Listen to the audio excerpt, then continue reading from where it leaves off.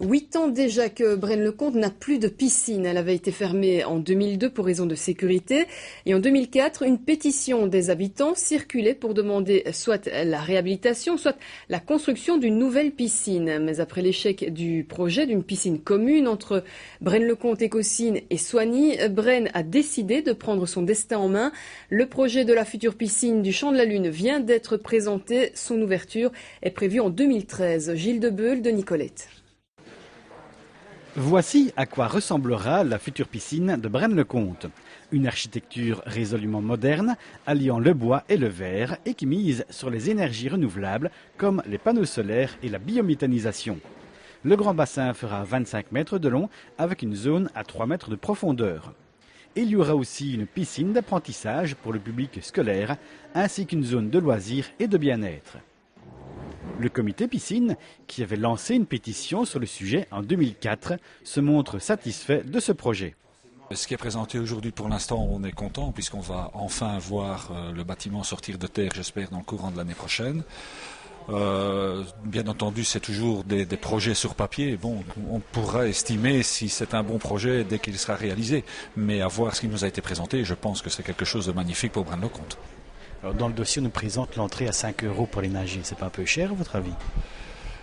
Un peu cher. Si c'est pour toute l'infrastructure, je dirais pas encore trop cher. Maintenant, si c'est vraiment que pour aller nager uniquement dans le grand bassin, peut-être. Mais d'après ce que j'ai entendu, il y aura un prix par abonnement uniquement pour les sportifs qui veulent utiliser que le grand bassin.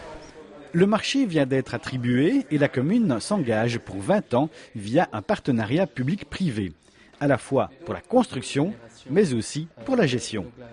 C'est la solution qui permet d'avoir un service public vraiment performant pour les citoyens brennois et qui procure pour l'administration communale le moins de problèmes aussi.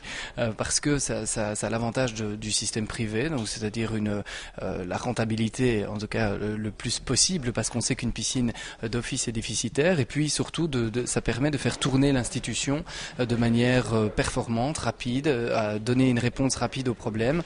On sait parfois que dans les administrations communale, ça prend parfois un petit peu plus de temps. Le collège communal a obtenu une subvention de 2,5 millions d'euros de la région wallonne. Mais la commune a déjà effectué des modifications budgétaires pour financer cette infrastructure. Alors au total, c'est 23 millions d'euros sur 20 ans. Donc les 23 millions, ça représente le coût de la construction qui est estimé à 14 millions d'euros, TVA comprise, et également 9 millions qu'il reste sur 20 ans, donc ça fait plus ou moins 450 000 euros par an de déficit. La cité brennoise compte sur une population scolaire de 4 500 élèves, étudiants et futurs régents en éducation sportive, ainsi que sur plus de 21 000 habitants pour pratiquer la natation. Près de 10 ans sans piscine, quand pourra-t-on de nouveau se baigner à Braine-le-Comte ?